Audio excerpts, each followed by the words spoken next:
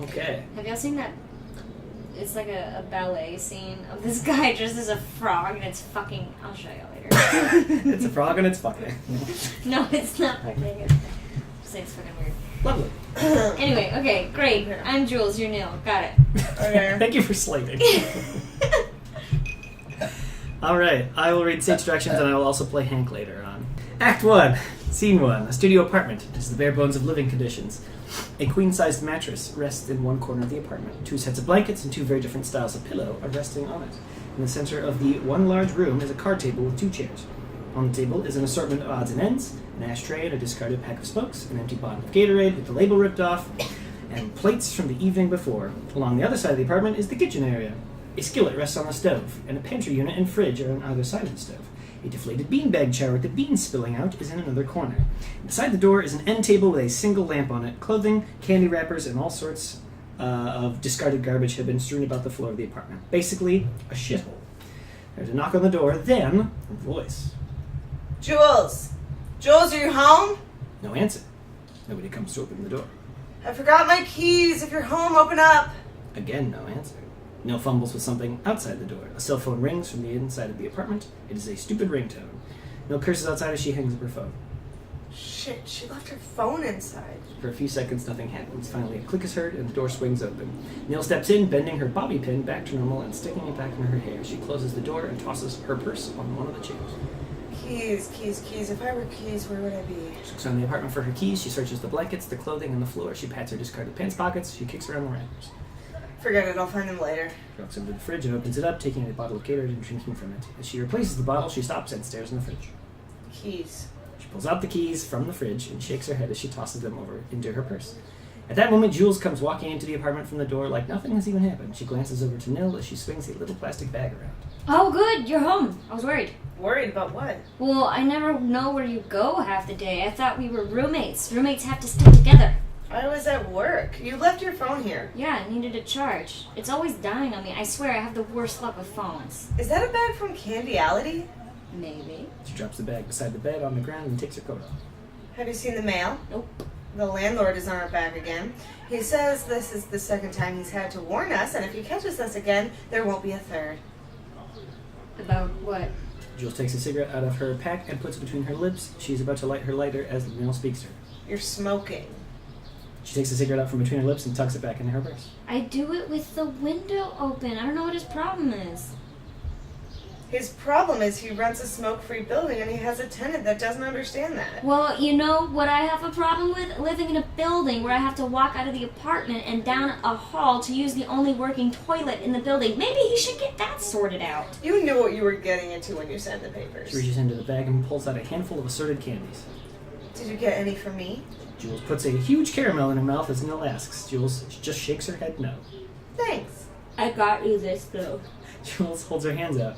The empty wrapper is in her palm. Nil shakes her head. No thanks. But I thought of you when I got it. I'll pass. Undeterred, Jules stands up and walks over to Nil. Nil has not moved from in front of the fridge. Jules walks up and takes Nil's wrist and holds her hand up, politely placing the wrapper in her open palm. She closes her fingers around it and slowly walks back to her bag of candy. Thanks. You're welcome. Turns towards the pantry and lets the wrapper fall to the floor. She opens the pantry and looks inside. What do you want for dinner? Are you cooking? Nil looks back at Jules and answers sarcastically. No, I'm asking so I can cook it in front of you, eat it in front of you, and then shit with the door open after I've digested it. There's a very long pause as the women stare at each other. You're disgusting. Yes, I'm cooking. What do we even have? I can't recall the last time I went grocery shopping. Tuna, all kinds of pasta, taco shells, potato chips, more tuna, instant mashed potatoes, bagels. I think there might be some frozen veggies in the fridge. What kind of tuna do you have? Let me see. She reaches in and pulls out the tuna. There's tuna and tuna. That's it? Yep. You have the landmark decision of canned in water or canned in oil. Try not to think about it too hard. You've had a long day. I just thought maybe it was from like a different kind of tuna. Nil looks at her as if that last phrase has dropped on her head like a ceiling tile. A different kind of tuna? Yeah, like a different fish. That is the kind of fish. Tuna, one fish. Different species, yes, but one family of fish. What about an albatross? What about it? Isn't that a type of tuna? No, an albatross is a seabird. I think what you mean is an albacore. Very different. Well, then what's an albacore, Miss Fish Expert? Well, first it's a fish, but it is also a tuna. And a yellowfin? A tuna. Bluefin? A tuna. What? I don't get it. It sounds like there's a difference to me. Tuna. Tuna is tuna. But what about taste? See, that's how it depends on how you cook it. That has nothing to do with breed. A tuna may look different or taste different depending on where you cut it, but it will always taste like tuna. A tuna will never taste like a cod. A tuna will never taste like a mackerel. A tuna will most certainly never taste like a catfish. A tuna will always taste like a tuna. Oh. Yeah. So, do you want the tuna? Jules shakes her head as she walks over and grabs her coat. It doesn't matter to me. I'm actually going out for dinner tonight. Thanks for offering, though. What? Why the hell did you even bother asking? I wanted to make sure you didn't go hungry tonight. I'm looking out for you, girl. She caresses Nil's face. Don't do that. Why not? Because it makes me feel Loved. purchased. Jules is about to leave the apartment before she stops and turns around again. She walks over and picks up the wrapper from the floor and puts it back in Nil's hand. You dropped this. Jules turns and walks out. Nil is alone, holding a can of tuna. I think I hate that girl. Scene 2. The next morning, Nil is up and cooking at the stove. The smell of bacon is permeating through the apartment. Jules, who is lying in bed, wakes up and stretches. You're alive. I thought maybe you died in the middle of the night. The strangest dream. What was it? I dreamt this alien came to me while I was outside, but it didn't want to show itself. It just hid in the garage until I lured it out with some Reese's Pieces. After a while, we were hanging out and having all kinds of fun. Nil stops cooking and looks over at Jules. Like what? Well, I showed him my Star Wars toys, and I dressed him up, and we went on bike rides and drank beer together. It was really weird. E.T. What? Your dream. It's the plot of the movie E.T. Oh. Guess that's why it was so vivid. Yeah. I should invest in more Reese's Pieces Why? to get some alien friends. Jules, that was just a movie. Still, you never know when it's gonna come in handy. What if tomorrow aliens land on the Earth and enslave us all, but they have one weakness? They have an uncontrollable lust for the thin candy shell of Reese's Pieces. I could theoretically save the entire planet because of my addiction to candy and my massive stockpile of that one in particular. Unbelievable. I know, right? And then Dana Scully would knock on our door and be like, Juliet Verne, I'm with the FBI. And I'd be like, hold me closer, Agent Scully, and we'd make out on the bed. She starts pantomiming and making out with Scully. Nil watches with mild amusement. The power of candy. See? Jules unwraps another fun-sized snack and eats it. She looks over at the stove. Is that bacon? Yeah. Can I have some? When it's done. Jules gets up and stretches. She walks over to the kitchen table and sits down. Back is killing me. Yeah, well, you slept diagonally across the bed last night. You didn't even bother to check and see where I was when you fell in. You sort of just staggered and collapsed. Sorry. It's okay. Did I cuddle you? Nil looks at her weird. It's okay if I did. You can admit it. I don't remember any cuddling. I had a shitty night anyway. What happened? Well, this girl that I'm kind of seeing, she comes by to get me and we go out. And while we're out, we stop at this pizza place. Just a little hole in a wall, kind of dive. So we go in and they have the menu written in chalk all over the walls. 100 different items with prices beside them. Well, she gets it in her head that if she erases the stem off of a 6 and the number 16, it will look like the number 10 and she'll save us money on our pizza. So she does, and she orders the pizza that she erased the number on. And when the man at the register, who has all the prices memorized, mind you, charges her, she points at the wall and argues the price with the employee. And they go at it for about 5 minutes about the difference in price. And finally, I turned out and I walked out of the place. I couldn't handle it anymore. All those numbers and kinds of pizza on the wall, it's enough to drive a person crazy. Did you get the pizza? I don't even know! I met another gal sitting outside the cafe area waiting for a cab with her pizza in her hands, and we started up a conversation, and after a few minutes we left together. Hold on. You left with a different person than you went into the pizza place with? It seemed like a good idea at the time. Why? Well, they already had their pizza. And it was big enough for both of us. I figured we'd go back to her place and split it up. So you left with this woman simply because she had her pizza already? And she's kind of cute, too. What if she was picking it up for her significant other? Or what if she was a crazy murderer? then I'm sure she'd have mentioned it when we were talking outside. Did you ask? No. So you didn't know. Well, I assumed when we got back to her place and there was nobody around and she didn't try to kill me while we were fucking, that she was single. And the girl you went into the pizza shop with? I don't know. I assume she's still there trying to haggle for pizza. She didn't call you or anything? Well, I left my phone here last night and it was turned off. I don't even know. You really have to start taking that phone with you more often. One day you're going to get hit by a bus and nobody will know. Holy hyperbole, Batman! Jules walks over and turns her phone on. She waits for it to start up as Nil cooks the bacon and puts some finished pieces on a plate. Ooh, 12 missed calls and 5 voicemail messages. She laughs as she tosses her phone in her purse. What a warrior. What a worrier. You're awful. Awfully charming. Looks over and shakes her head. Jules smiles. Is that my bacon? Yeah. She hands her the plate. Is there anything to drink? Milk, water, or Gatorade? Same boring choices. You don't like it, buy something else to drink. Why is there always Gatorade in this apartment? Is some minor league football team sponsoring me that I don't know about? No, I just like it. But why? It's just Kool-Aid in a pricier bottle. It is not just Kool-Aid. It is a specially formulated sports drink that replenishes electrolytes and properly hydrates the body. Yeah, like I said, Kool-Aid in a bottle. Look here, I played volleyball in high school for 4 years. I was a libero? Libero. I was a libero. Now that might not mean anything to you unless you know the game, but suffice it to say I was an integral part of the game, and I needed to keep hydrated. In college, it was the cheapest and most readily available drink at the convenience store across from the building I was in at the time. I drank a lot of it, okay? And I like it, so back off. Fine. Plus, it's delicious. I drink it when I'm sick. I drink it when I'm menstruating. I drink it to cure hangovers. It's a miracle drink. I was only curious. No, you were hating on it, and haters don't get any bacon. Nil snacks a piece of bacon off of Jules' plate and eats it herself. Hey, man, my bacon! You don't get another piece until you apologize for gator I hating. got Gator hating. You heard me. No.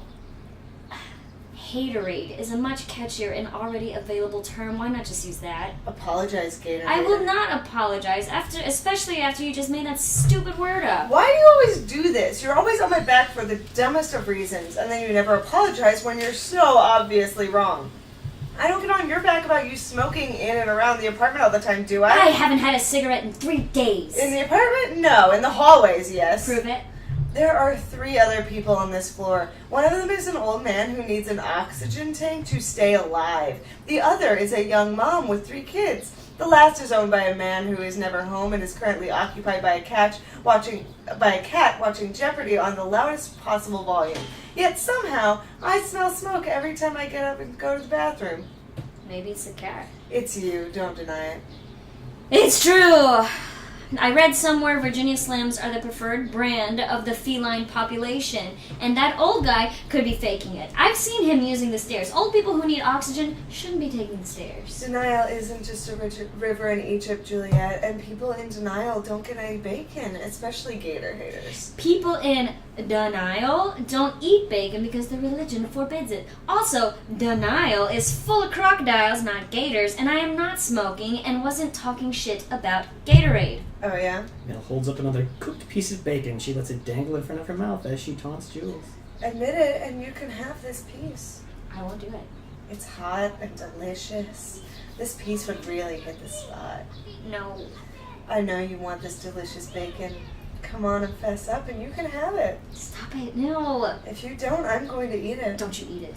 Nom nom all the way down. Knock it off! Last chance. Nancy, please don't eat the bacon. Fess up I then. won't do it. All right, you were warned. Nil's about to eat the bacon just as Jules bursts out. Alright! Nil stops lowering the bacon into her mouth.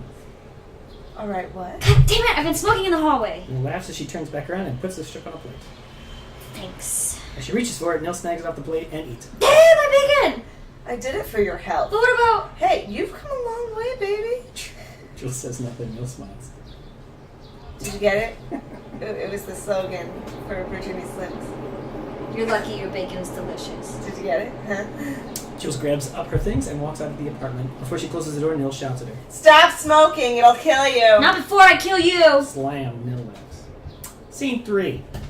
Later that evening, Jules and Nil are sitting together at the small table in the apartment. Jules is attempting to detangle her hair as Nil is reading a book. Jules occasionally glances over at the book as she struggles.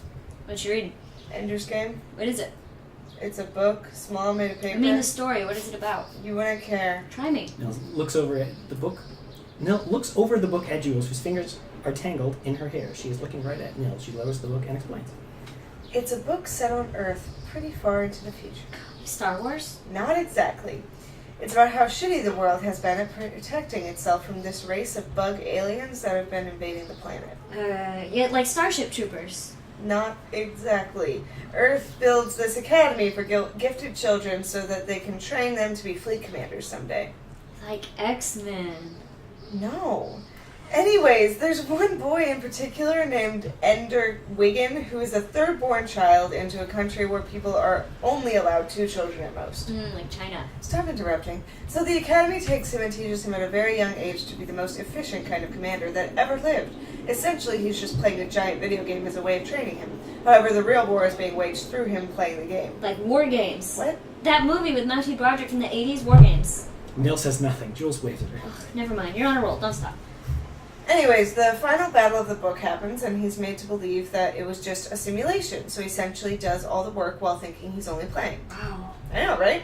And there's this badass chick in the book named Petra, who is basically the toughest girl in the academy. All the guys write her off as a chick until she teaches the main character how to shoot. Sounds like a nerdy version of sex.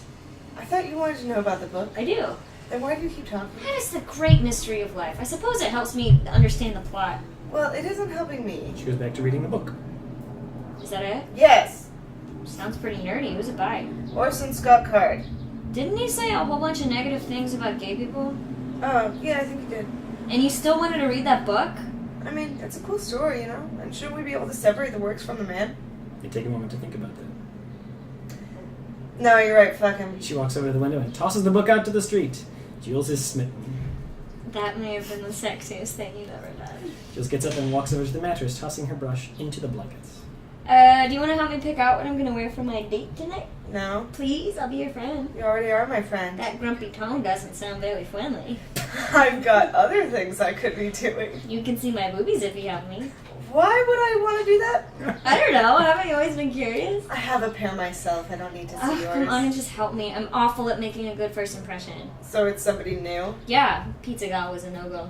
Jules pulls a changing screen out from underneath the mattress. She sets it up and gathers her clothing together in a pile. Where did you get that? What? The changing screen. I found it in the back alley, behind that Thai restaurant I thought was a brothel, remember? Can you believe it? They were just going to throw it out. Alright, fine, I'll help you. As long as you promise not to come stumbling in here tonight, smelling like an ashtray and falling all over me before you pass out. I solemnly swear. Thank you. Now, what are your options? Well, I was thinking I would wear a dress. Only thinking? Well, it's not a very formal day. What are you guys doing? We're going roller skating. He looks shocked at the stupidity. You're going roller skating? You were going to wear a dress? That idea? I don't know. Were you planning on not falling down? No. Then maybe you should wear pants. I know you, and I know you tend to forget important things like underwear. Pants it is. Should I just keep these ones on? She points at her jeans. Yeah, I think that'd be a good idea. Those are good falling down jeans. And my top. Okay, I have a lot of options. Well, show them to me. Put on a fashion show. Jules goes behind the screen and talks about things while she changes. I don't know about you, but I don't think I like this guy already. Oh, you're seeing a dude this time? Yeah, I thought I'd give him a chance. He was charming and buying a pie at the Whole Foods near here. I enjoyed getting to know him, but the long con was for pie. And why don't you like him? Any man that takes a girl roller skating must not be very good in bed. Explain your bizarre correlation. Jules comes out wearing the first option. Nil shakes her head. Too much cleavage. She goes back and changes. The shirt is slung over the screen. Well, if a man is usually feeling confident in the size of his penis or his performance between the sheets, he'll take you someplace where he can show that off, like a dance club or a romantic movie after dinner, usually good places.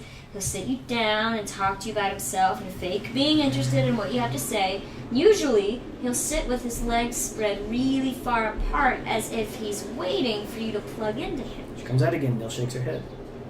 Not enough cleavage. She goes back and changes. Another shirt is slung over the screen. And I can't fucking stand the male gaze like I'm some kind of magic eye puzzle. Guys stare at me like they're expecting to see a sailboat hidden in my tits. She comes out again. Nil shakes her head. Too bright. You're on a date, not a hunting trip. She goes back and changes. Sling.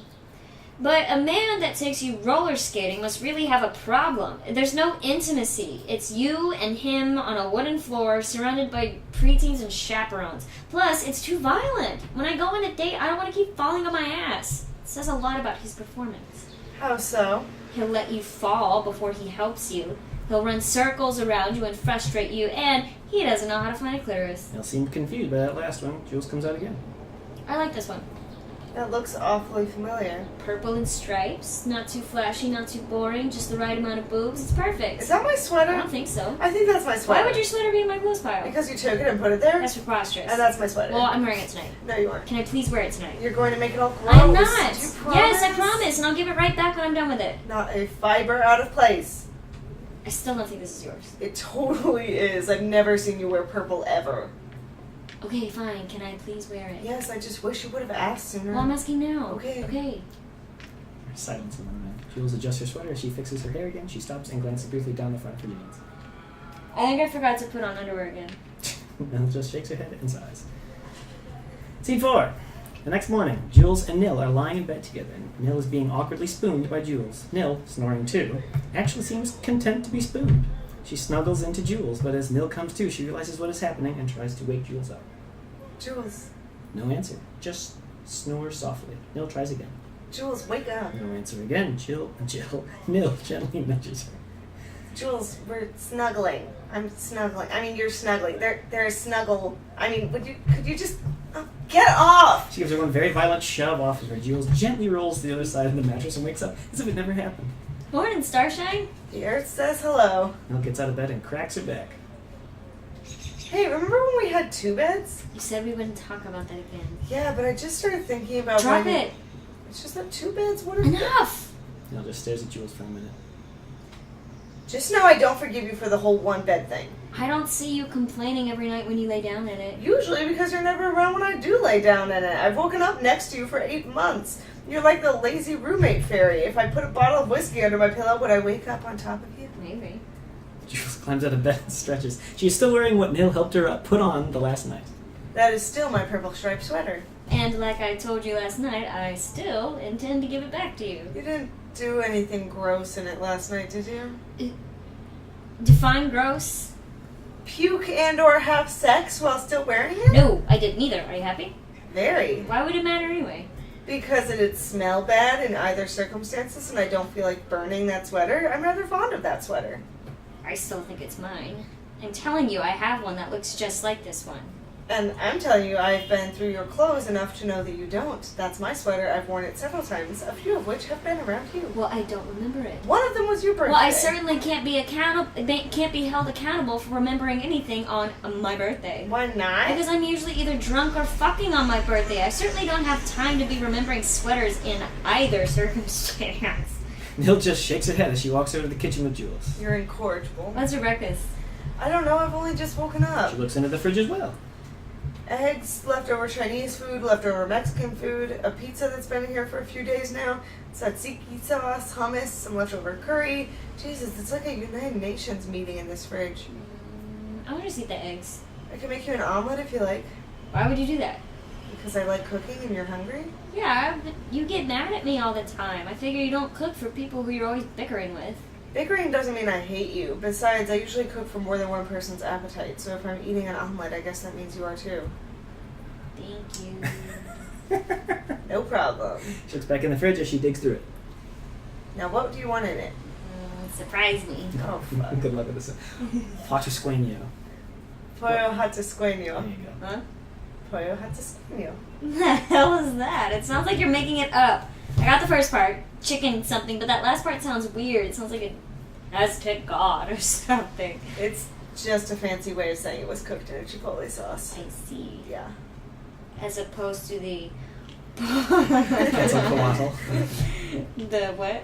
Pollo Quetzalcoatl. Quetzalcoatl. As opposed to the pollo Quetzalcoatl, which is chicken cooked in the Aztec afterlife by a giant snake bird. Sounds heavenly. Maybe you should just stick with veggies. I don't think I can handle any fire pollo. Suit yourself. As Nell prepares the omelet, Jules sits down at the table and stares at the pantry. Do you think I can fit in that pantry? Why would you want to? I don't know. Like, if we ever had to throw a surprise party for a friend and I didn't have any other place to hide, do you think that pantry would house me? I couldn't If say. you had to take a guess. No. Jules looks at it for a moment. I think it could. I think you're too big for it. That's what you think, but you can't be sure. I'm a pretty tiny person. I bet it could fit in that pantry. By that logic, I suppose I could too. That's right. As Nil cooks the omelet, Jules measures her and the pantry with her thumb. You could totally fit in that pantry, too. Now you're just making things up, trying to humor me. I'm serious. If we cleared it out right now, I bet we could both fit in that pantry. What, I together? didn't say together. I just said we could both fit in there. You could and I could. But now you're thinking about it. About what? About cramming us both in the pantry. Yeah, I guess I am. Forget it. What? I'm not going in that pantry, and we're definitely not trying to do it together. Oh, come on. It'll be fun. Seeing if I fit in a wooden food box is not my idea of fun. Yes, it is. I've seen you do weirder things. You wanted to turn the apartment into a ball pit once. That was a good idea. I never said it wasn't. I'm simply saying trying to fit yourself into a pantry is a small thing compared to transforming the apartment into a ball pit. I had to visit 4 different McDonald's over a period of 2 months before I even had enough colored balls to cover the floor. Imagine how many times I'd have had to go if I wanted to fill the entire apartment. I still think you want to do it. And I haven't given up. I'm saving up for it. I've got the balls I stole in storage still. Oh, I meant about the pantry. I'm not going in the pantry. Yes, you are. No, Jules, I won't do it. Jules gets up and walks over to the pantry. She opens it up and begins taking things out of it and stacking them up. Boxes and bread and chips and other food items until finally she takes the shelves out as well. Your omelet is ready. Just put it on a plate. I've got work to do. Nil takes the omelet off the stove and puts it on a plate. Jules clears out the pantry. There, hop in. You hop in. It was your idea. Okay. Jules gets into the pantry. Nil just looks at her as she closes the door. Do you fit? With plenty of room still. Great. Join me. Jules, I'm not joining you in the pantry. Chicken. I won't do it. She begins clucking like a chicken. Cut it out. Pollo! Pollo controlo! Nil sets a plate down and opens the pantry. She gets in as well and closes the door. For a moment, there is silence. Then Jules speaks. Pretty fun, huh? Thrilling. If somebody walked in right now, they'd think we were God. They'd hear you talking. No, I mean right now. Can I get out now? We could totally make out in here. It'd be like 7 minutes in heaven. Wow. This is like an all-girls sport. No boys allowed. Your omelet is getting cold. Come on, aren't you having any fun? Nil hesitates. Yeah, I mean, it is cool. I never thought I'd fit. Isn't it great? It's a bit cramped. Here, let me shift. There is a fumbling sound in the pantry. How's that? Actually, that's much better. Hey, no. What? You should have brought my omelet in here. Scene 5. Nil is sitting at the table, trying to put a puzzle together. She fumbles around in the open box, trying to find pieces that actually fit in the right spaces. As she does, Jules enters the apartment in her bathrobe. Her hair is wet. We're out of hot water again. Again? Yeah. How can we be out of hot water? Well, I was standing in the shower, and I was washing my hair, and as I was washing the shampoo out, I heard some pipes gurgle, and then something stopped, so I looked up at the shower head and waited, and the hot water just stopped. It just stopped. Yeah, only a weak stream of cold water trickled out of the shower head. So I stood there and waited for like 7 minutes, hoping the hot water would come back. You waited? Why didn't you just get out? Because I was still covered in soap from the neck down, and I hadn't, No, I don't know. I was just about to shave. Well, I'm sure it isn't that bad. I mean, just wear tights or something until tomorrow. I'm not talking about my legs. Then I don't... Oh. Yeah. Why were you going to... Because I have another date tonight. I see. Yeah. They exchange awkward silences. That's amazing.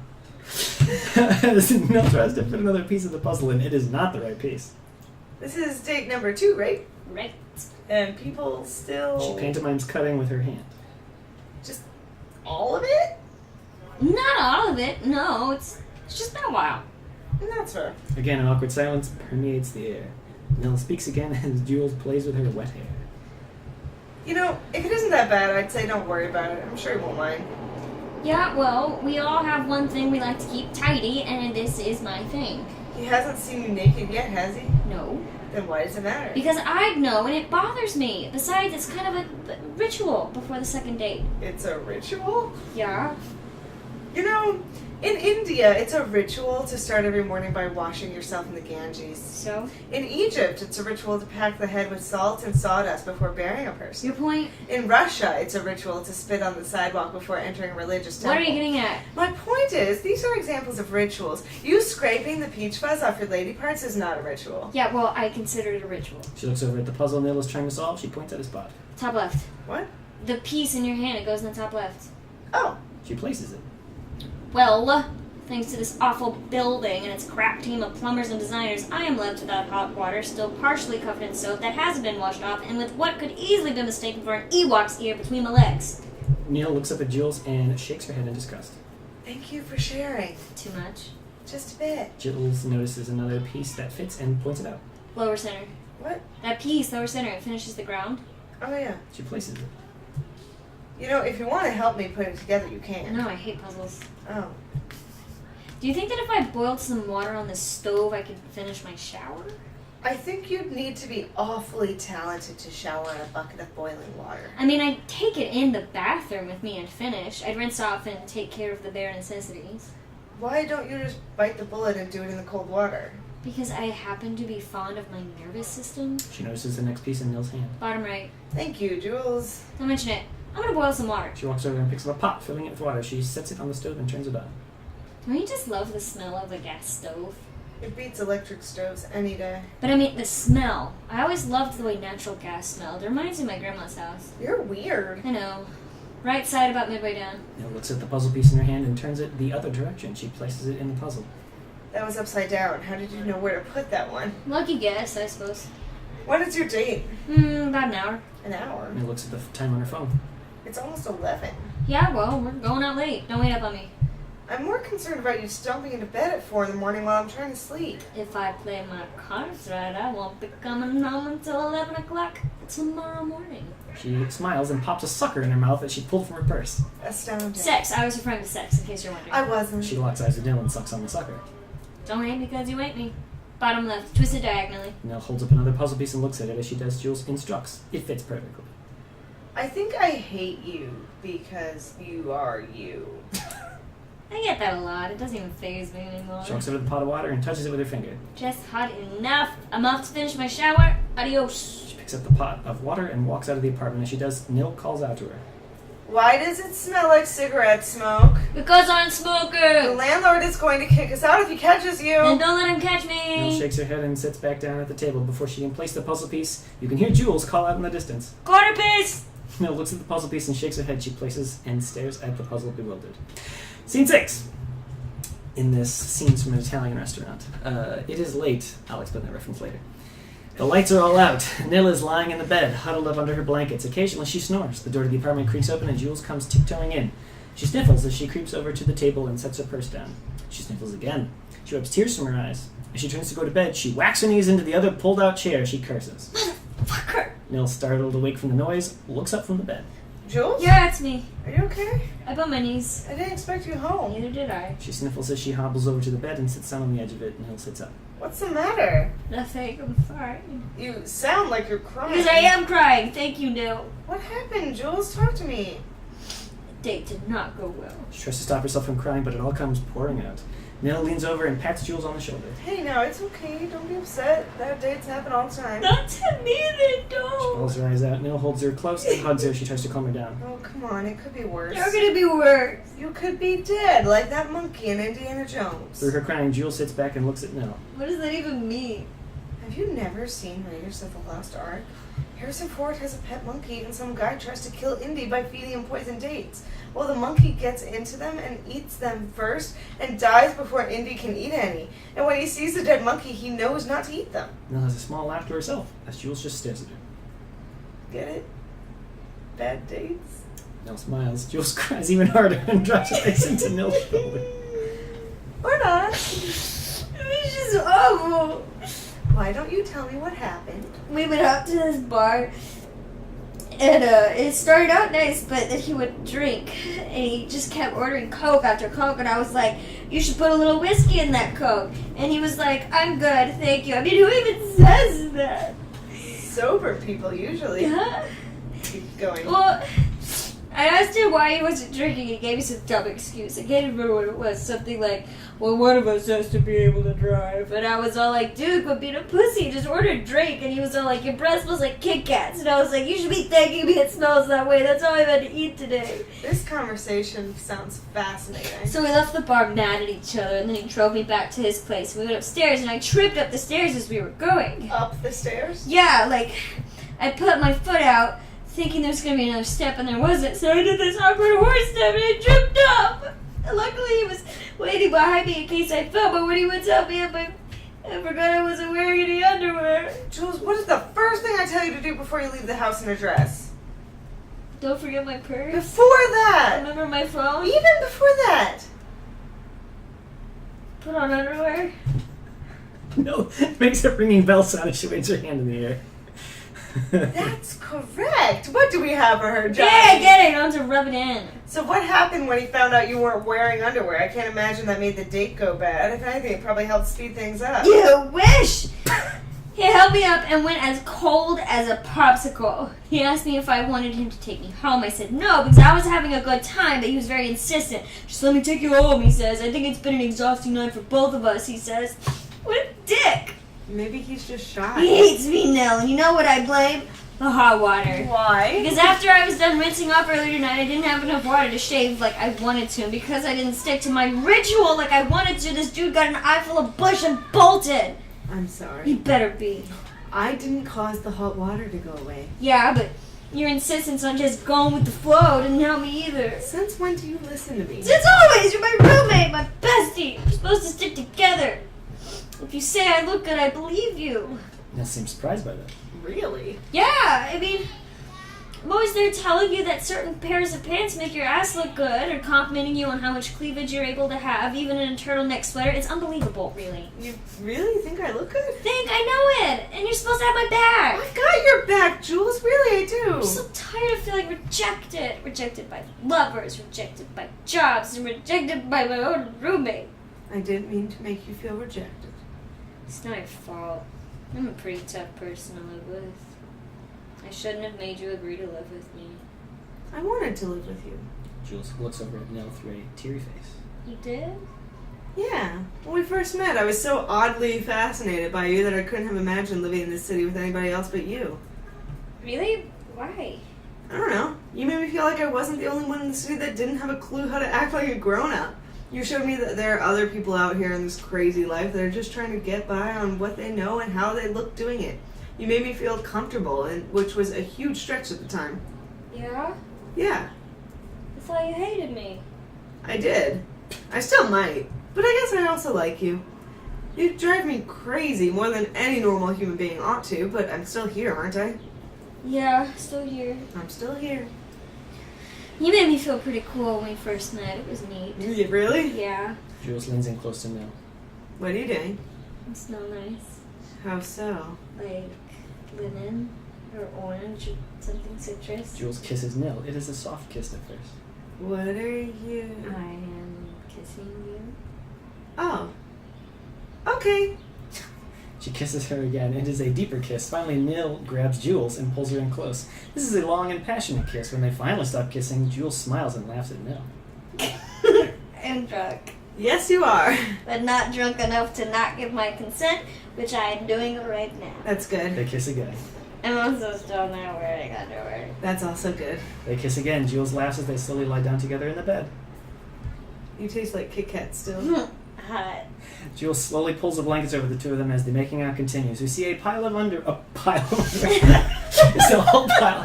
We see a single pair of underwear fly out from under the blankets and land on the floor beside the table. Jules laughs. No, you're not wearing any underwear either. Nell laughs as Jules goes down on her. The lights get darker. That scene ends quite comfortably at this point. Act 2! Scene 1. The apartment has been completely cleaned up. In fact, it looks brand new. The bed has been completely removed. The kitchen area is spotless. There isn't a candy wrapper or an empty bottle in sight. The door to the apartment opens and Nil walks in. She looks around at the place, taking it in. As she investigates the apartment, Jules shows up and knocks on the open door to get Nil's attention. Is this apartment being looked at right now? Yeah, do you need a hand with something? No, actually, I called the listing agent and they said the place would be free to come by and take a look at around this time. I guess they were mistaken. Yeah, I thought I signed this time out to look at it.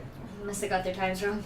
Don't you just hate leasing They are agents? the worst. This is the third apartment I've looked at, and every time something awful has happened with my appointment. Where is the agent? He didn't show up. The key was taped to the door with this note. Just come on in and show yourself around. If you like it, stop by the office and we'll fill the paperwork out. Davenport. What kind of douchey name is Davenport? I had the same thought. Anybody could have just come by. It's like he wasn't even trying. Fucking Davenport. Well, I hope you don't mind, but since we both hate mix-ups, I'm sure you're probably running on a schedule just like I am. Do you mind if we just both have a look at the place together? I promise it won't be too bothersome. Sounds fine to me. I mean, to be honest, there's not much to look at. You wouldn't be a bother. Cool. I'm Juliet, but feel free to call me Jules. Nice to meet you, Juliet. You have a very Shakespearean name. Actually, it's more ironic than Shakespearean, but thank you. How is it ironic? My last name is Verne. Nil waits for it. She doesn't quite understand. Jules Verne. I don't see the irony. The author of 20,000 Leagues Under the Sea. Was Jules Verne? Sure, I get that part. My folks like aquatic humor.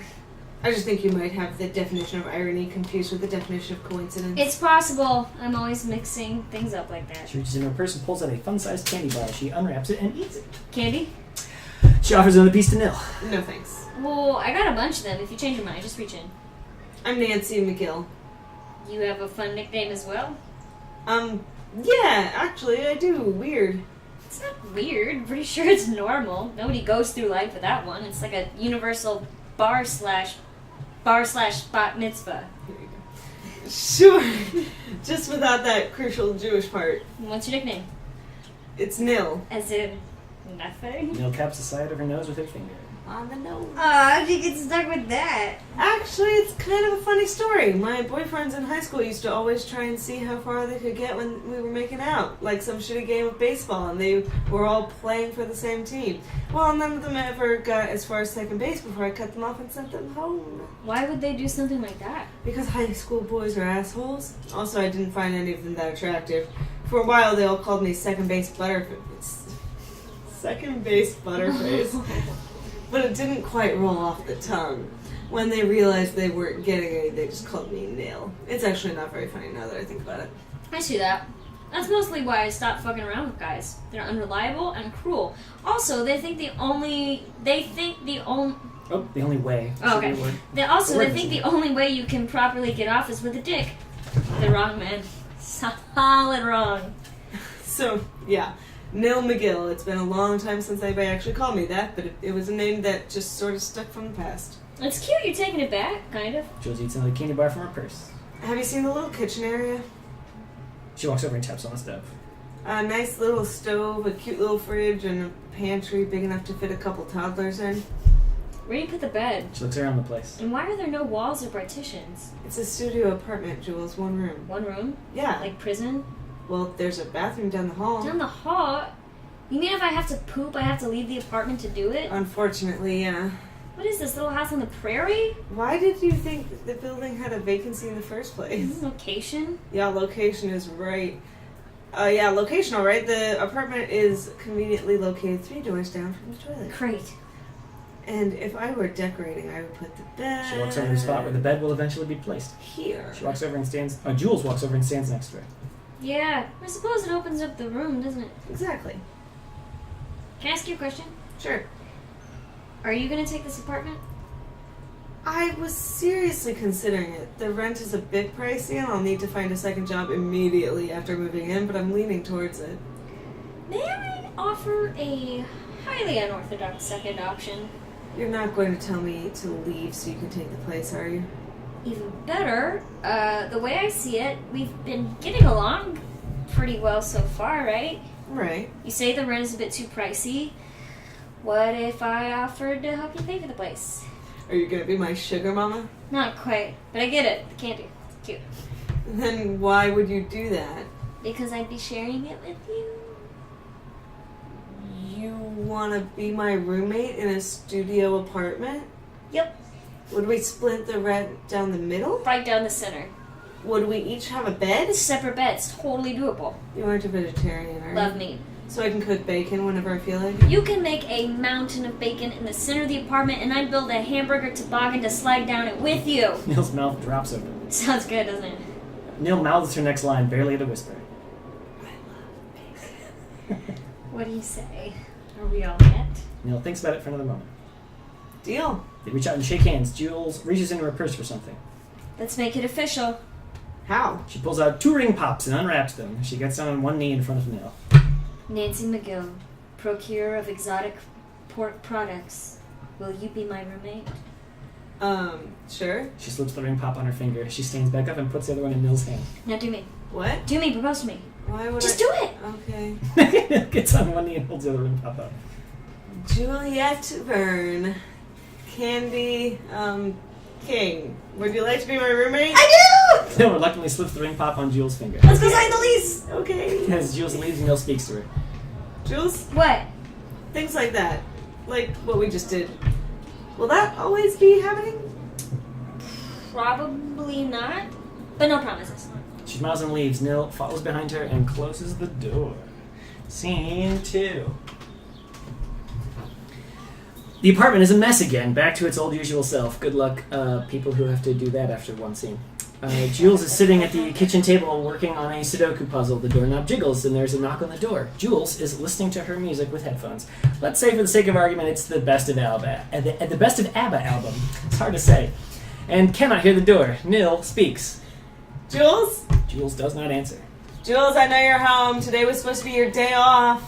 Still no answer. The sound of struggling is heard outside, followed by the door opening. Nil folds her bobby pin back just as she sees Jules at the table. Jules notices her too. Hey! What the hell? Why didn't you answer the door? Where have you been? Your music is really loud. Stop shouting. I didn't hear you. My music is really loud. Points to the headphones, smiles. It's ABBA. Can you hear it? Best of. Walks over and yanks the headphones off of Jules' head. It's a big idea. You locked me out again, and I'm not sure why, considering you didn't have to go anywhere today. No harm in being prepared. For what? For a I burglar. was out for 20 minutes. All it takes is 1 minute for a burglar to show up. We live in Edgewater. Who in the hell is going to burgle us? Black people. Wow.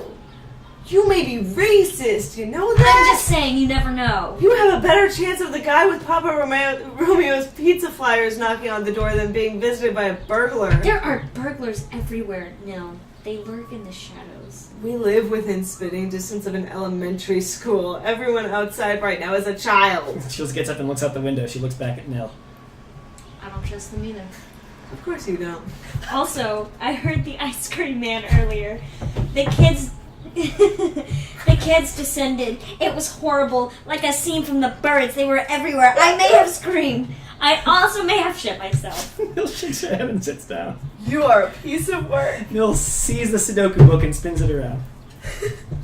What is this? Are you doing Sudoku? Jules walks back over and sits down at the table. Trying. I can't seem to get it. It's just a number game. No, I got that part. I mean, this box. It's tripping me up. Oh, well, start by putting a 1 in this one. That's your problem. You keep trying to get a 2 to fit here. Oh, She looks at the puzzle a little.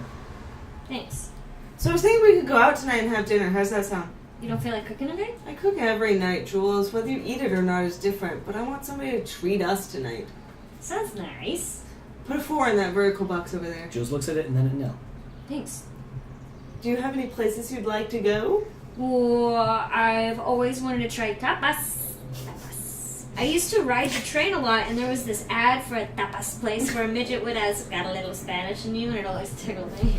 You want tapas? All the tapas places are so far away, though. You have a CTR card, a CTR. CTA card, don't you? Let's just take the train.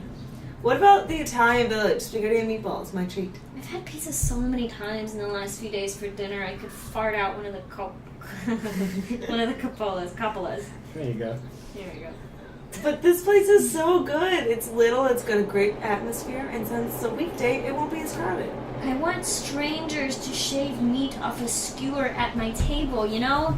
Something ordinary. What's ordinary about that? She taps the Sudoku puzzle. You want a 6 in that middle box. Thanks. Sound good? I just don't know. I sort of had my heart set on tapas. Well, maybe we can convince a stranger to shave pasta into a bowl at the Italian village. You think they do that? It's not unheard of. She taps the puzzle again. You already used the number 7. You can't use it again in that subject. I know, Nil. Just trying to help. Well, stop helping. Nil stops talking and leans back. Jules throws her pen down in the book and takes a deep breath after shouting. Sorry. It's okay. Maybe we could come to some kind of compromise. Sure. There's a knock at the door. They both look at her.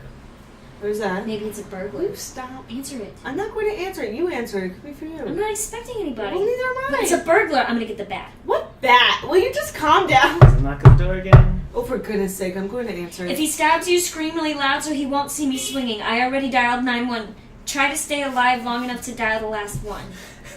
Jules digs up an old aluminum bat from the pantry. Nil answers the door. It is a man standing in the threshold. Can I help you? Is Jules home? Jules walks over holding the bat and looks at the man. Okay? Hey there. What the hell are you doing here? I came to see if you were okay after last night. You were kind of drunk. Yeah, I was. What's the bat for? Jules looks at it and hides it behind her back. Baseball? Hank looks over at Nil and extends his hand to her. Nice to meet you. I'm Hank Hackney. Nancy McGill. Good to know you, Nancy. I'm sorry, Hank. Hackney, like acne, but with an H. And you are... Well, before now, I thought I was seeing Jules, but that bat seems to make me think otherwise. I never said we were seeing each other. Actually, you did. A lot. Especially last night. To several people. Mostly the bartender and what I assume was a flimsy attempt to get free shots. Well, that was then and this is now. So. I'm sorry. I wanted to come by and ask you if you'd like to go out again tonight and get something to eat. I felt bad about what happened last night, and I kind of wanted to make it up to you. Maybe without getting drinks tonight. That way we could, talk. Jules looks to Hank, and then at Nil. Actually, she and I had plans tonight, so maybe some other time, Hank. Sorry you came That'd out be with lovely. nothing. What? I said that'd be lovely. Great. Well, did you have a place in mind? And did you ever see that CTA billboard with the Spanish midget advertising tapas? The got a little Spanish in you guys? Yeah, tapas sounds good to me. Cool. Would you like to go for a walk? Maybe work up an appetite before dinner? Jules smiles. She walks over to him and takes his hand. That sounds wonderful. But I thought we... Don't wait up now. Hank and Jules leave. Nil watches them before finally closing the door. She looks completely crushed. She walks over to the table and sits down for a minute. Finally, she whips out her phone and calls Jules. A ridiculous ringtone is heard coming from the bedsheets. Maybe it's Push It by Salt and Pepper. She left her phone here again. Great. Nil hangs up and continues looking at the Sudoku puzzle. Scene 3. Later that night, Nil is still sitting in the same place as she was when Jules left. She is drinking from a half-empty bottle of Gatorade. Maybe it's been mixed with some alcohol. Nil is singing Push It very loudly and sloppily to Push it! Oh, baby! Get up on there! Push it real good! Jules opens the door. That's amazing. And walks in. She is smiling. Did you have a good night? Yeah, Jesus it's Christ. pretty nice. How's Hank? He's good. He seems like a bit of a prick. Actually, he's a sweet guy. We talked a lot tonight and got to know each other pretty well. Well, that's nice. Hey, have you been sitting here all day? No, I got up once to make myself dinner, and again to get this drink, and again to get the rum I cut it with. She holds up the bottle. And that's it. What did you end up eating for dinner? Spaghetti. We had a little in the pantry. That's good. You got what you wanted. Did I? Yeah, you did. I don't know if that's necessarily What the true. hell are you talking about, Nil? You're being very weird right now. Am I? Yeah, you're being really cryptic and shit. Have I ever seen you drunk before? Maybe it's because we had plans, and you completely wrote me off for that acne His name guy. is Hackney, Hank Hackney. Tomato, clamato, same difference. He's not that horrible. You told me this guy was an asshole, that he treated you like crap. Yeah, well, I was drunk. Not drunk enough, apparently. That was date number 3, if I'm getting my math correct. And believe me, She flashes the Sudoku puzzle, which has been completed. I'm pretty fucking good at math. We ate tapas and we talked, okay? He listened to me and didn't just pretend to be interested so he could have sex with me, which we still haven't, by the way. He's a real sweet guy and very genuine. I was able to talk to him about things that I could never talk about with anybody else, which is more than I can even say about you, Nil. What the hell is that supposed to mean? It just means that maybe you don't always listen to me when we talk. I listen to you all the time. But do you really hear me? I told you last night that I was always there for you. And speaking of last night, what the hell was that all What about? is what all about? Were you that drunk? We fooled around. So, Jesus Christ, you were all over me, and it's that simple to just say so? I was drunk. It happens sometimes. I remember telling you I was cool with it. You romantically fed me red vines. You traced a Milky Way around my nipple, and don't think I don't see the irony in that. I'm glad you caught it. Oh, I caught it. I didn't even think you'd be cool with it. I didn't even know you liked girls. I didn't think so either. Then what's the big deal? There is no big deal. Then why are you shouting? I'm not shouting. It's down on the mattress as Nil sips her Gatorade. It smells like smoke around here. Because I was smoking in the hallway. The landlord is going to catch you one of these So days. don't let him catch me and we'll be cool. Jules smiles and speaks after a moment. Did you enjoy it last night? Nil doesn't say anything. Jules smiles at her. Did you? I don't remember. I was half asleep. I think you're lying to me. What do you know? You were drunk. I know you wear booty shorts with lacy edges, and if you haven't taken a shower today, it means you still have the vine. Shut up. You still do. You totally still do. Stop Come it. on, it's okay to admit you liked it. I had fun from what I remember. Can we not talk about this? What do you want to talk about? Anything. The weather, the White Sox, the ingredients in chicken Kiev, anything but what we are talking about right now. Well, I don't feel like talking about anything else. This wouldn't have happened if we had two separate I beds. told you to let that go. Why did you have to wreck my bed anyway? And I was drunk. So that means you're allowed to take my mattress and use it as a toboggan down the complex's stairs? Don't you knock it until you've tried it. I don't need to try it. I watched you do it. It was stupid. So I broke the mattress. At the time, it was a blast. I think if the cops had been around, they'd have given me a TUI. Oh, what? Tobogganing under the influence. Nil just shakes her head. You're hopeless. Well, at least we still have a bed. Yeah, and look what we did in it. I think you're just too ashamed to admit that you had fun. And dare I say, maybe you even have a little thing for me? In your dreams. Is Nelly Willy getting sweet on Juliet? Oh my God, you It wish. is the east, and Juliet is the sun. You've never even read Shakespeare. Doesn't mean I can't quote Hamlet. What? Hamlet. Oh my God. That's from Romeo and Juliet. What is? The quote you just made. Juliet wasn't a character in Hamlet? No, Jesus Christ, you need to read more. Well, sorry, I don't know all the plays by heart, Stella Adler. I'll get right on that. Never read Shakespeare, but you still knew who Stella Adler is. It's astounding. Of course I know who she is. She was the woman that founded the planetarium. What? The Adler Planetarium, you know. Shakes her head and walks for the door. Where are you going? To take a shower. Maybe I can wash the idiot off my skin before it seeps in. Oh, make sure you change your underwear. I'll be looking tonight while you sleep to make sure. The door slams as Jules laughs. She gets under the blanket. Scene 4. The next evening, Jules is sitting alone at the card table. She is methodically separating Skittles by color. As she makes little piles of different colors, she occasionally puts one in her mouth. Nil comes in and drops her purse on the mattress nearby. I'm quitting. Quitting what? My job. What job? You never had a job. Yes, I do. What?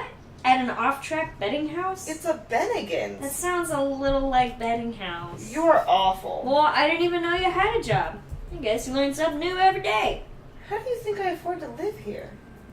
Dealing drugs? Have you ever seen me deal drugs before?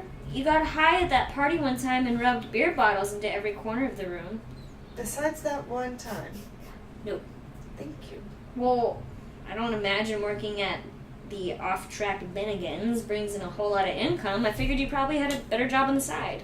Between my actual job and making sure you come home alive every night, I can't afford to work another job. Hookers. What? They make a lot of money. Be one of them.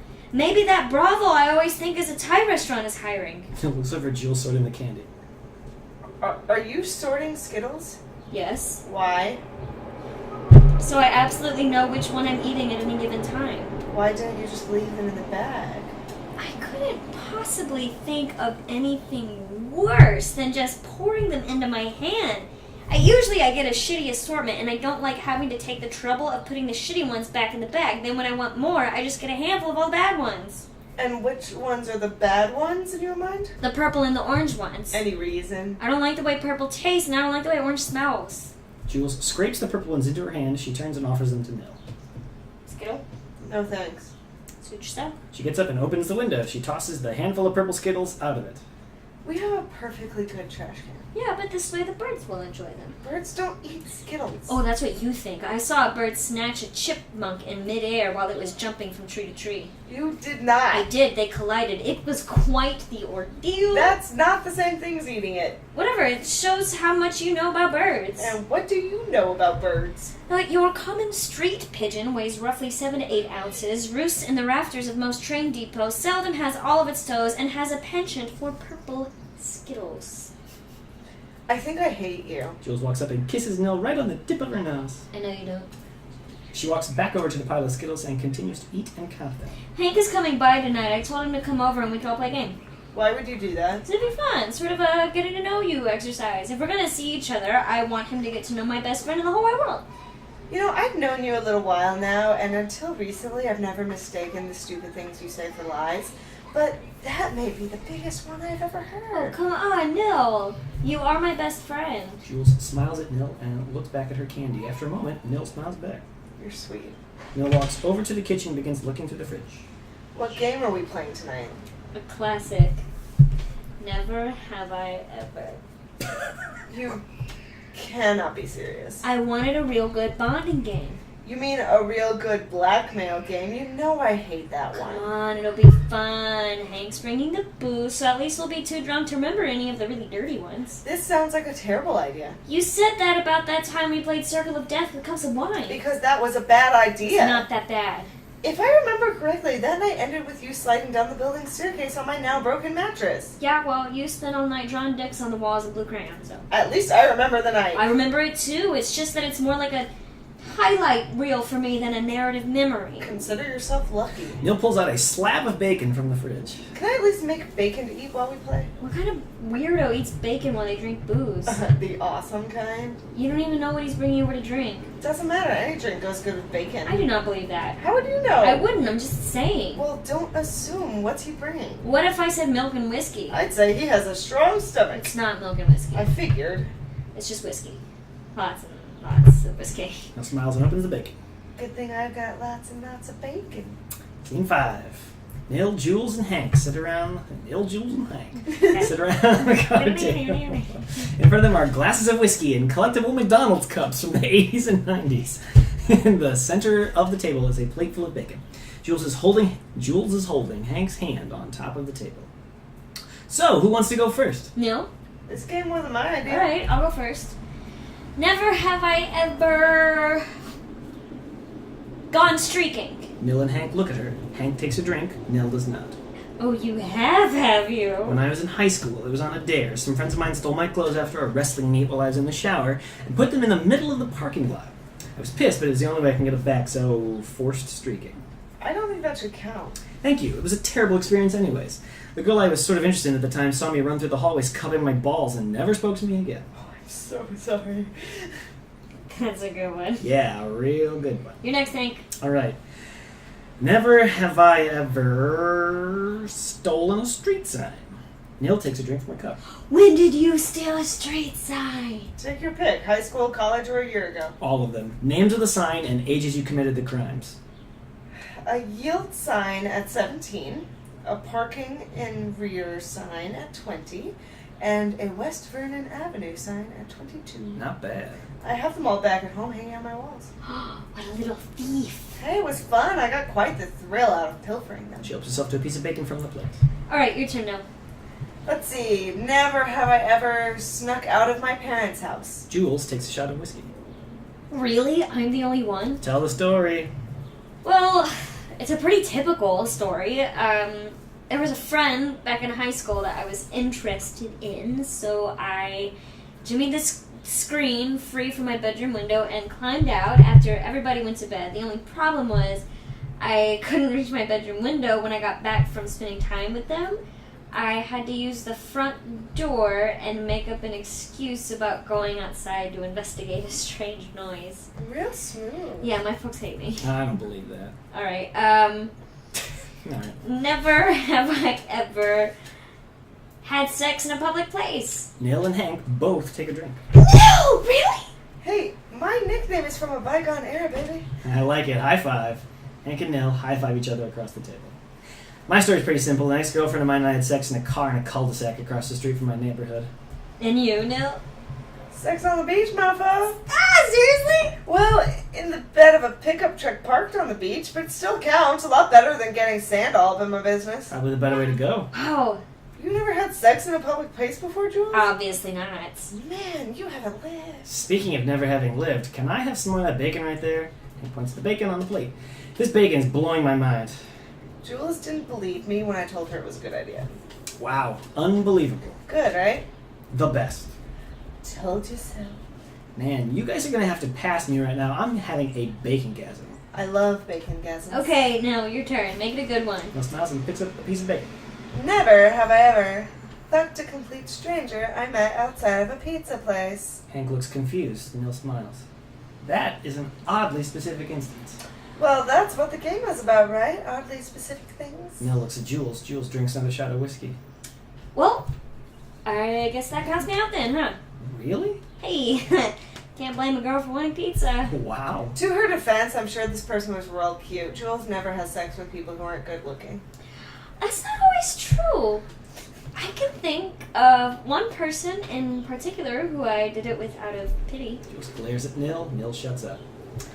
I feel like I could cut the tension in the room with a knife. My turn. Never have I ever waited until college to get laid. Jules and Hank do not drink. Nil does. You are a bitch. We're just playing the game, Nil. Is somebody not having any fun? Yeah, I boned in high school. Yeah, me too. Obviously, I haven't, okay? I get it. And I don't want to play anymore. Oh, come on. Don't be like that. Sorry, Hank. I guess some people just can't control themselves after a few shots. Are you implying something? I'm saying maybe I'd like to sleep in my own bed for a change. Always with the goddamn bed. Will you give it a rest? Will you stop being a childish I drunk? can smack you right now. Try it, and I'd have you on the ground before you realize what hit you. Just how do you plan on doing that? Stage combat isn't always just for the stage, Juliet. They stare at each other. Hank laughs as he reaches for another piece of bacon. I got a good one. Never have I ever had a homosexual experience. He laughs as he eats the bacon. Nil and Jules both look at him. He stops laughing. They both drink. Scene 6. Jules is lying passed out on the mattress. Nil and Hank are sitting together at the card table. Each of them are eating bacon and drinking whiskey. I told her she couldn't handle her booze. At least she wore underwear tonight. So she was right. You did see up her skirt that one night. She told you about that. Yeah, she was worried you'd judge her for not shaving that night. To tell you the truth, I didn't even notice. All I saw was a bare ass and assumed that the rest of it was missing too. I'm amazed how she can function sometimes with the lifestyle she has chosen to live. She is a wonderful girl. As much as you give her shit for being careless and kind of a rebel without a cause, she can be a real sweetheart sometimes. More like a sweet tooth. That too. I imagine that's why you're dating her. Because she eats candy like a 6-year-old? No, because she can be a sweetheart. Sometimes all it takes is one quality for a person to care about you. As long as that quality lingers, the bad traits seem to fade away. Initially, sure. Everybody ignores the bad things about a person when they first start dating them. First time I heard Jules burp, I expected glitter to come sprinkling out of her mouth. Give it time. When she starts farting and burying her head in the blankets, you'll want to hold her head underwater. Has she done that to you? No? I think over time, even the bad things don't matter much anymore. You really think that? Sure. I mean, if you really care about a person, you accept them for all their little quirks, no matter how strange a person can get. If deep down there is a connection beyond the physical, I'd say a couple has it made. I misjudged you, Acne. Hackney. Right, sorry. How so? You're pretty decent. When you first rolled in here a few days ago, I was ready to take Jules' aluminum bat and give you a slug myself. But after tonight, you're alright in my book. I appreciate that, Nancy. You can call me Nil, it's alright. No, I think I prefer Nancy. She You blushes and helps herself to another strip of bacon.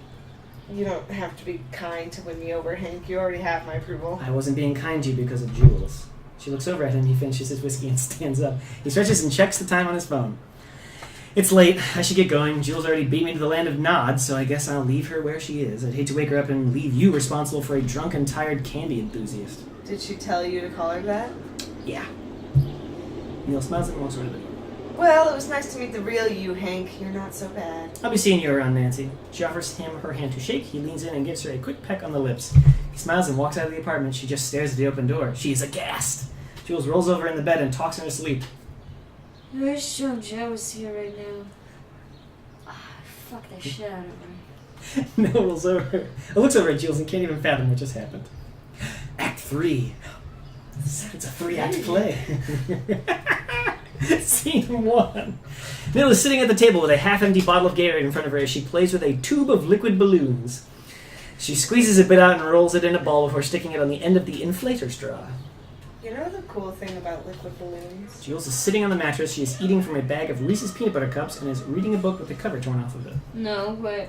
Besides the fact that they last longer than real balloons, you can put them just about anywhere. I don't follow. Well, let's say we're outside at a birthday party. A normal person with a helium-filled balloon needs to tie the balloons down so they don't blow away, right? You can't just let the balloon go, otherwise it floats off into the air and you never get it back, and it ends up breaking and getting eaten by some animal that ends up choking on it. So you have to tie down your balloons, usually on a chair or a tree or a little kid's wrist, and a normal balloon filled with your garden variety air is just going to float around at your feet and look like sad reminders of a misspent childhood and a nearly fatal aneurysm from blowing it up yourself. But a liquid balloon is a wholly different breed of balloon. If balloons were freshwater fish, the liquid balloon would be a mud skipper. Not only does its texture allow you to stick them on walls, but they never deflate. And they last for weeks compared to a normal balloon. And all you have to do is blow them up with this little tube and pinch it shut. Now, granted, if you blow it up really big, you have to manage the extra holes that might appear, but if you do it right, you're never disappointed. She blows it up and pinches it close. She smiles and holds it up for Jules to see. See? And they even kind of take on a weird bean shape, too. I admit the fumes from the liquid balloon are a bit overpowering, and if you put the wrong end of the tube in your mouth, you'll regret the taste. But apart from that, there's really no other con to the liquid balloon. Jules nods her head as Nil sets her completed balloon on the table. That's nice. Are you getting paid to promote liquid balloons, or what's going on here? Nil just shakes her head. What are you reading? A book. What book? This book. Okay, now that we've gotten all the obvious questions out of the way, what is the title of the book? What happened after I passed out last night? Is that the title of the book? No, it's a question. Call it a prerequisite to yours. After I fell asleep, when did Hank leave? Not long after, maybe within the hour. So you guys hung out a little bit? A little. I had to make sure he was worthy of dating my roommate. And? He's a nice guy, you should be happy. And that's all? That's all. Jules looks suspicious. Nil shrugs. What? Nothing. Nothing doesn't come attached with that look you just gave me. No, that look comes with a gift basket. I want to know what's in the gift basket. One Flew Over the Cuckoo's Nest. What? The book I'm reading, One Flew Over the Cuckoo's Nest. Do you like it? He didn't say anything, did he? Who? Hank. I thought maybe we were still talking about the The book. book is fine. He said you were a sweetheart. Did he really? Why didn't he wake me up to say goodbye? I always liked the movie version The better. Cuckoo's Nest? He didn't want to bother you because you were out. My guess is he'll try to call you sometime. Jack Nicholson is really good in the movie. He texted me a little while ago. Jack Nicholson? Hank! I'm so Okay, confused. forget the book. Jules throws the book and picks up her phone. Why did Hank send this text? She throws the phone to Nil. Nil reads it out loud. Meet me at the Tilted Kilt today for lunch. We should talk. What the hell is that supposed to mean? Are you new at this whole adventures and dating people thing? No. It means he wants to meet and have lunch. There's no hidden agenda. Nobody has ever said we should talk without it meaning something bad. We should talk could mean anything. Like, hey, this isn't really working out. Or you passed out before anything good could happen last night and left me alone with your roommate. So something must have happened. Unless eating bacon and drinking whiskey is considered cheating. Depends on how clothed you both were when you were eating the bacon. Stop acting like a child. I'm sick of it. How's this for childish? Jules walks over and grabs a liquid balloon that Nil blew up. She pops it and throws the shell on the table. They still pop. Seems like they're just as useless as regular balloons. That was not very nice. Jules turns around and walks back over to her book. She continues to read as Nil stares angrily at her. He kissed me. Huh? He kissed Who me. did? Hank. You're awful at lying. I'm not lying. He did it. You're upset because I popped your balloon. That this is not the way to get back at me. If I wanted to get back at you, I'd tell you I liked it. But the fact remains the same. He kissed me. Jules lowers her book. When? Just before he left. Why? I don't know. He just kissed you? Yep. Where? Nil is confused. Really? Where did he kiss you? On my lips? Jesus Christ, and you let him? He did it really quick. What was I supposed to do? Read his mind? Nothing led up to it. He turned to leave and kissed me before he walked out the door. Bastard.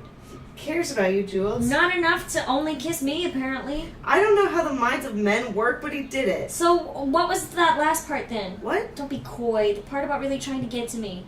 So what? So, did you mean it? Maybe? You liked it? Yeah, okay, I did. It was nice. It was surprising and relatively well aimed. Harlot! It was a harmless kiss. I didn't ask for it. I have every right to like it. You could have said no. You didn't ask if I wanted it. He just did You it. could have done something. Like what? Chase after him and beat him up for a harmless You kiss? could have told me sooner. Jules, I knew that if I told you, you'd be mad. Just like you are right now. I'm even more mad! Jules gets up and grabs her bag. She heads for the door. I'm gonna go meet him. Don't be mad at him. How am I supposed to be? It isn't his fault. If it isn't his fault, he shouldn't have done it, and don't say anything else because I'm sick of it. Well, you know what I'm sick of? I'm sick of not being able to show anybody how I really care because the only people who I've ever felt for are seeing each other. The hell are you talking about? Hank was the first guy in nearly 6 months who has shown any interest in me. He was nice and we understood each other very well, so when he kissed me last night, I was more than okay with it.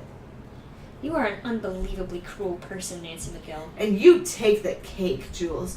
Of all the people in this world who have no right to point the finger and say something like that, you are the queen. You use people like they were Kleenex and move on to the next one without even mentioning it to the last one. You're shallow and don't ever take the time to really get to know anybody, and you live like a pig. This apartment could be a good apartment, but you break things, you leave shit out, and you never do your share of the housework. And to top it all off, you played with my emotions like I was just another one of the nameless ladies in your life. I'm your roommate, Jules, and when we shared that moment together a few nights ago, I felt something. I felt something, and I wished with every fiber of my being that you felt something too. But I was wrong. I was wrong, and you held it over me like how I felt was foolish. That's not cool.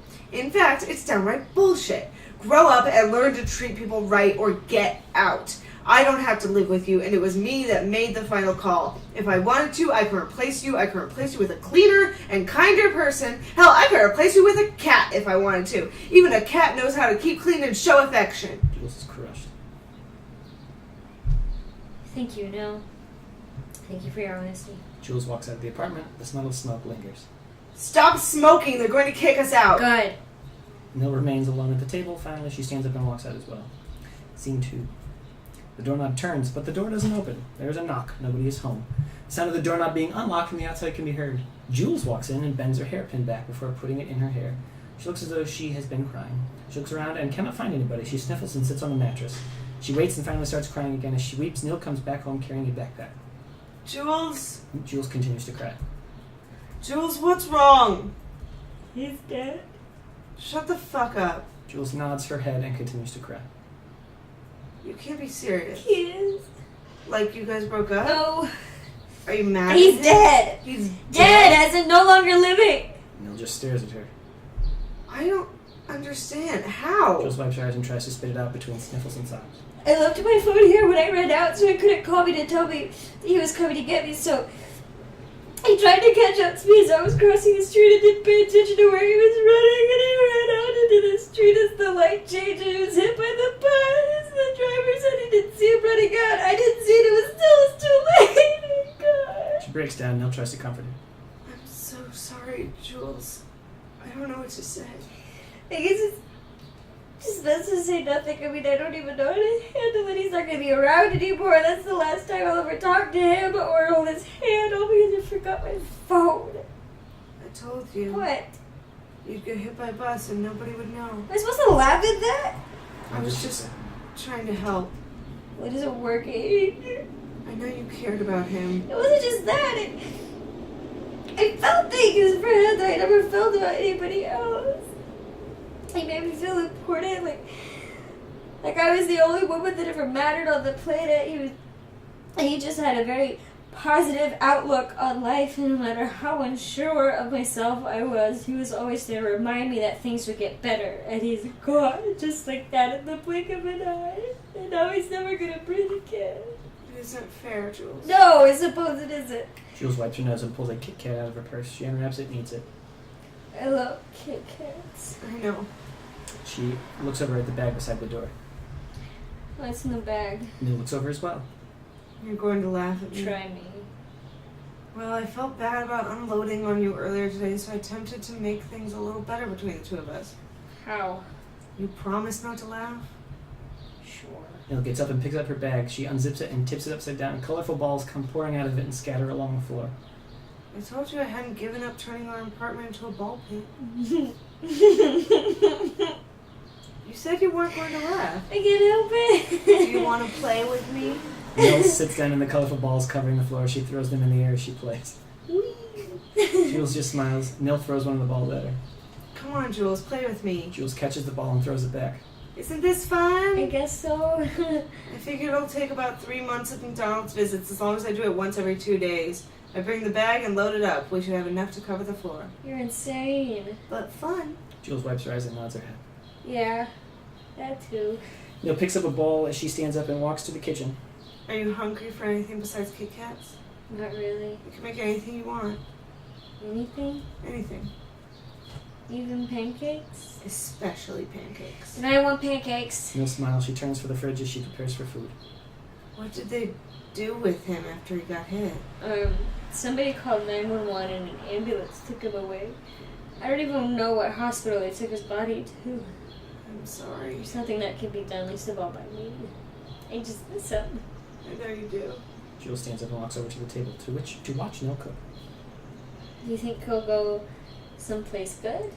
Are we about to have a heaven conversation? Not if you don't want to. Just don't start looking for Jesus and we'll be okay. So what do you think? I don't know. It's hard to say. One religion believes he will. He was a pretty decent guy. Another religion says he'll come back as something else. What? Reincarnation. It's the belief that after you bite the big one, if you still have something to learn in your life, that your karma will allow you to come back as something else. Usually something to help you learn the lesson that you didn't in your past life. So like, Hank could be that blanket over there? Blankets don't have a soul, so I imagine not. Well, what about this candy on my hand? Jules opens her hand to reveal the half-eaten Kit Kat. What if Hank is in the palm of my hand right now? And he's missing a piece of his head because I bit him and now it's inside my stomach. So in a bizarre way, I am taking a little bit of Hank with me forever. Does that candy breathe? No. It doesn't eat? I eat it. That wasn't my question. No. Does it grow? No. Then it isn't alive. And if it isn't alive, then you cannot reincarnate as it. If he believed in that shit, he'd probably come back as a bird or something. Maybe. Maybe a pigeon! A pigeon that eats purple Skittles, and that's how I'd know it was him, because he'd eat the Skittles I didn't want. What a little gentleman. My guess is Hank was a reasonable man and didn't put much faith in religion. Therefore, he's probably where we all end up when we reach the end of our rope. In the grill of the number 36 Broadway bus. Not quite. There's a single, steady knock on the door. It is followed by another knock, and another. They both look at the door. Could that be? I don't know. Go see. I'm not opening the door. What if it's Hank? You said Hank is dead. Maybe the bus only winged him. You're horrible. Or he could be a zombie going back to the last place in his memory. Go check the peephole then. Jules walks over and looks out. She turns back. I can't see anything. They covered the peephole. For the love of Pete. Who? Move. Nil opens the door. There is a note tacked on it. She pulls it down. What is it? It's a notice of eviction. What? Dear tenant, it has come to our attention that one or more of you has been breaching your lease and engaging in the act of smoking in a no-smoking building.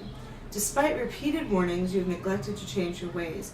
Therefore, you have been officially given 24 hours from the time of this posting to vacate the apartment, or you'll be removed. Sincerely, Danshire Property Management. Nil looks at Jules and hands her the paper. See, I told you it had happened. They're kicking us out? I doubt this is an April Fool's This prank. isn't fair. They gave us repeating warnings. I only remember the one from a few days ago. I've seen a few orange pieces of paper tucked under the door since then. I usually just chuck them.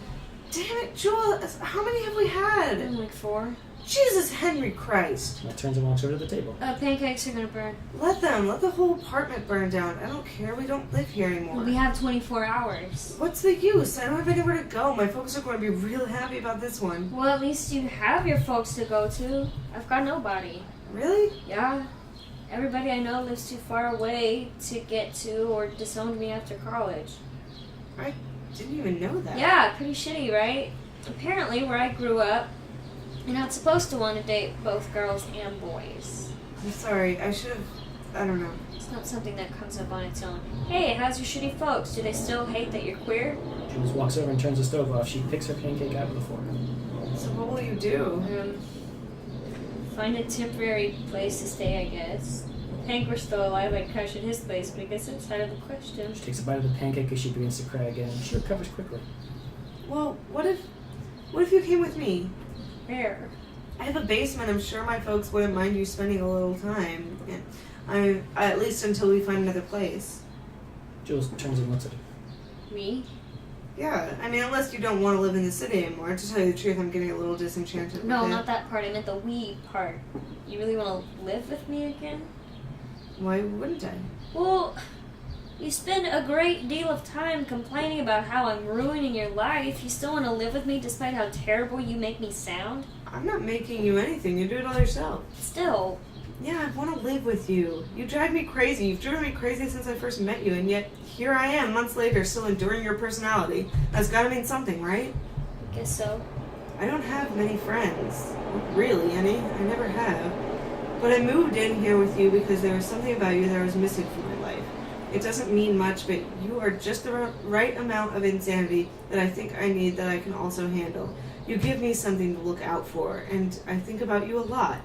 I want to squeeze your neck like a ripe orange a lot of times, but if I didn't have you, I wouldn't have anybody to talk to, and I think you were right. About what? About me feeling something. Feeling something? Look, this isn't easy. Will you just humor me and tell me you understand? I understand. Thank you. But I have no idea what you're talking about. Neil pinches the bridge of her nose as she tries to explain. A few nights ago, when we fooled around, and then I told you I didn't feel anything, Yeah? well, I was lying. I see. Jules lets it resonate for a moment. She looks at Nil. Holy shit, are you serious? It was a heart attack. So you... Uh-huh. Nil nods. Jules looks shocked. Eventually it fades into a devilish smile. Like when SpongeBob first learned Squidward likes Krabby Patties. Ask Sarah Wisterman. She knows the face I'm talking about. I'm glad you liked it. I can't believe I did. A lady knows what she likes. Subsequently, she's pretty good at giving it, too. You can say that twice. I mean, I know it's no substitute for a penis, but it'll do, pig. It'll do. Did you just quote the movie Babe at me? I believe I did, yes. Nil elbows Jules playfully. I'm just saying I liked it. And I liked you. I like you, too. And you don't have to give up guys if you don't want to, as long as we can occasionally... Oh, yeah. Good. Jules walks in and stands in front of Nil as she remains in her chair. I'm sorry I'm a pain in the ass. Don't be. I can't imagine what it must be like having me as a roommate. Hard. Yeah, I figure. You talk too much, you complain, you work hard, and I can't possibly be the kind of person that you are. Great. And I always wish I could. What? I wish I was like you, Nil. I wish I could be thoughtful and practical and not worry about things so much. It seems like a good life. One less complicated, anyhow. It's not so It great. could be worse. How? It could be mine. Don't beat yourself up. Well, if I don't, who will? Me. That's my job. Well, you are damn good at it. Jules rubs Nil on the shoulder. You're a good person, Nancy. And you're not so bad yourself, Julia. Okay, can we be done sucking each other's dicks now? Sure. Nil stands up and walks over to the fridge. She reaches in and takes out her last Gatorade. It is nearly empty. She opens it and drinks it. Do you want to get out of here? And go where? Anywhere. The train station isn't far away from here. What are we supposed to do about our clothes and food? Let him throw it out. Let him throw it all out. Fuck it, right? And my candy? Bring it with you. Jules smiles as she grabs her bag. She stuffs her candy into it and nods her head. Okay! Let's get out of here. Jules takes Nil by the hand and they walk out of the apartment together. But before they leave, Jules reaches into her bag. Hang on, I've got one last thing to do before we go. What? Jules takes out a cigarette and lights it. She smokes it in the middle of the apartment, blowing smoke everywhere. Nil laughs and finishes her Gatorade. She sets the empty bottle in the middle of the table. You ready to go? Jules finishes her cigarette and blows the last bit of smoke. Yeah. Let's roll. Jules drops a cigarette into the empty Gatorade bottle. She takes Nil's hand and they walk out of the apartment together, lights down, and...